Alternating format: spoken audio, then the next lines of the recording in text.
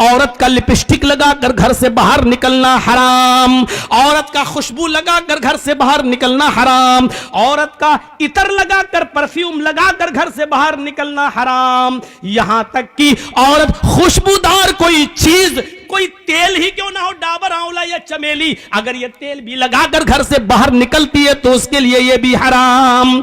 मैं हराम बोल रहा हूं, नाजायज नहीं, हराम, ताकि हमें समझ में आ सके कि हमारी कल्चर क्या होना चाहिए और इस्लाम में कितना जबरदस्त औरत को रुकावट है कि तुम ये चीजें घर से बाहर लगाकर नहीं। हाँ, अपने घर में रहो तो पूरी बोतल उलट लो इतर की, कोई मना नहीं कर रहा। जितना भी ज़ेबो ज़ीनत, जितना भी बनाओ सिंगार, जितनी भी लिपस्टिक, जितनी भी क्रीम, जितनी भी पाउडर, जितना भी जेवर और जितना भी खूबसूरत और अट्रैक्ट करने वाले कपड़े तुम्हें पहनना हो, अपने घर में पहन सकती हो, अपने शौहर के सामने पहन सकती हो, जितनी क्रीम लिपस्टिक लगा सकती हो लगा लो, जितना मेकअप करना चाहो कर सकती हो, लेकिन जब जरूरत के तहत घर से बाहर निकलो तो वला युब्दीन ज़ीनतहुन्ना, तो तुम्हारे बनाओ सिंगार, तुम्हारी ज़ेबो ज़ीनत गैर मर्दों के सामने जाहिर नहीं होनी चाहिए। वलयज़रिबन बिखुमुरिहिन्ना अला जुयूबिहिन्ना, आज ये बहुत बड़ी बुराई हमारी नौजवान लड़कियों में आ गई है। अब वो दुपट्टा लेकर नहीं चल रही हैं, दुपट्टा भी आजकल रखा रह गया घर में, आजकल सिर्फ सलवार कमीज पहनी और निकल गई, अब दुपट्टा उनके गलों से हट गया, उनके सरों से हट गया। कुरान कह रहा है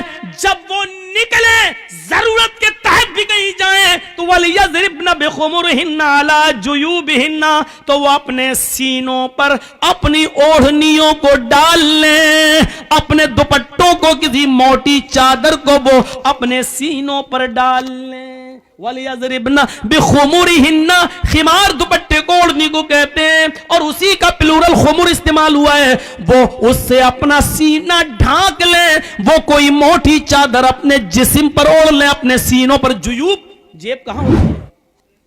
अब होती तो अंदर भी है, पैंट के अंदर भी कोई रख लेता है, लेकिन असल में जेब यही होती है। जैसे हम ये मोबाइल रखे हुए हैं तो असल जेब यही है जो सीने पर, तो जेब का मतलब सीना। कुरान ने औरतों के सीने के लिए एक लफ्ज इस्तेमाल नहीं किया, बल्कि जेब की जमा जुयूब इस्तेमाल की है, पॉकेट की जमा पॉकेट्स इस्तेमाल कर दी है कि, और जाहिर बात है कि दुपट्टा जेब में थोड़ी रखा जाएगा। कुरान ये थोड़ी कह रहा कि दुपट्टा उठाओ जेब में रख लो, नहीं, अला जुयूबिहिन्ना, जुयूबिहिन्ना, चूंकि जेब सीने पर होती है इसलिए इसका तर्जमा यह किया जाएगा कि औरतों को हुक्म दिया जा रहा है कि वो अपनी ओढ़नियों को, अपनी चादरों को, अपने मोटे दुपट्टों को अपने सीनों पर डाल लें। आज ये बुराई हमारी माँ बहनों में आम हो चुकी है और खास तौर पर नौजवान लड़की दुपट्टे को ओढ़ना अपने लिए आज लानत समझती है कि तो गला है, क्या दुपट्टा ओढ़े। आज वो बगैर दुपट्टों के बाजार में जा रही हैं, घूम रही हैं, स्कूलों में जा रही हैं, ये चीज ठीक नहीं है। ये आयतें कुरान की आपके सामने चीख चीख कर कह रही हैं कि हमारा मुआशरा कैसा होना चाहिए। अल्लाह के नबी सल्लल्लाहु अलैहि वसल्लम ने फरमाया, इन्ना अव्वला मा युरफउ अन हाज़िहिल उम्मती अल हयाउ वल अमानतु, कयामत की जो निशानियां, सुनिए, कयामत की जो निशानियां फैलेंगी, कयामत की जो अलामतें जाहिर होंगी, उनमें सबसे पहली जो निशानी जाहिर होगी वो ये होगी, इन्ना अव्वला मा युरफउ अन हाज़िल उम्मा, इस उम्मत से, हमारे मुसलमानों से, उम्मत मुहम्मदिया से कयामत की निशानियों में सबसे पहले जो जाहिर होगी, हमारी उम्मत से सबसे पहले जो चीज उठाई जाएगी, इन्ना वलमा युरफउन हाजिल उम्मा अल हयाउ वल अमानतु, वो हया होगी और अमानत होगी। शर्म हया सबसे पहले उठा ली जाएगी। औरतें शर्म करना छोड़ देंगी, हया करना छोड़ देंगी, उनके अंदर से शर्म हया खत्म हो जाएगी। आजकल भाभी देवर से कहे कौन सी शादी पसंद करोगे, लव मैरिज क्या अरेंज मैरिज, अब शर्म क्या रह गई है। जिस देवर को भाभी के लिए मौत कहा गया हो और वही भाभी देवर के साथ मोटरसाइकिल पे बैठ के कलिया चक जाती हो तो आप क्या कहोगे।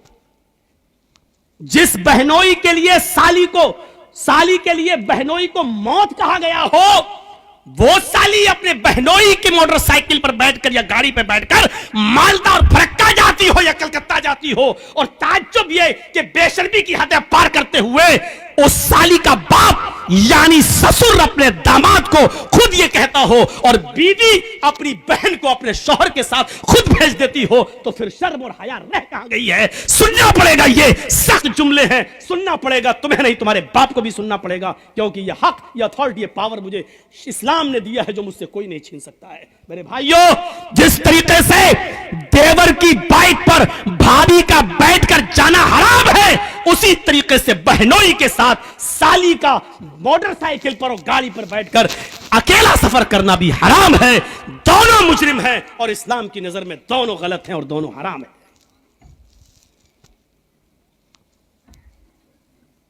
अब सबकी नजरें जा रही होंगी, हाँ, कौन लेके जाता है अपनी साली को?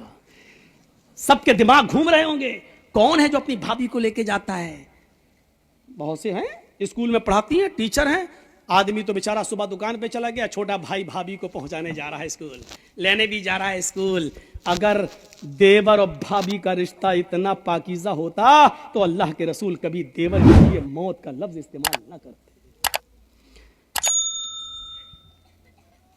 सोचिए, इस मौत के लफ्ज को कायनात की सबसे बड़ी हस्ती जनाब मोहम्मद रसूलुल्लाह सल्लल्लाहु अलैहि वसल्लम इस्तेमाल कर रहे हैं। सुनो, सुनना पड़ेगा।